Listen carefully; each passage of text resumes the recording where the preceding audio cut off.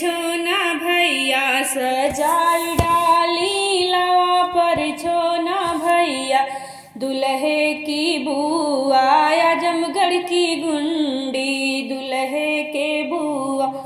आजमगढ़ की गुंडी बिना स्वामी के लड़का हो आई डाली लवा पर छोना भैया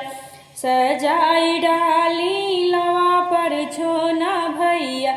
दुल्हे की दीदी बनारस की गुंडी दुल्हे की दीदी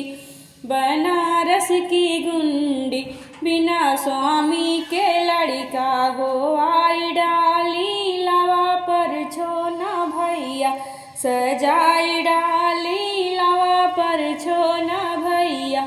दुल्हे की मम्मी कलकत्ता की गुंडी दुल्हे की मम्मी कलकत्ता की गुंडी बिना स्वामी के लड़का हो आई डाली लवा पर छोना भैया सजाई डाली लवा पर छोना भैया दुल्हे की चाची कानपुर की गुंडी दुल्हे की चाची कानपुर की गुंडी बिना स्वामी के लड़का हो आई डाली लवा पर छोना भैया सजाई डाली लवा पर छोना भैया दुल्हे की मामी बम्बई की गुंडी दुल्हे की मामी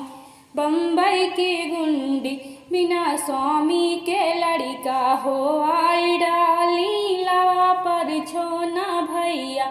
सजाई डाली लवा पर छोना भैया दुल्हे की मौसी जौनपुर की गुंडी दुल्हे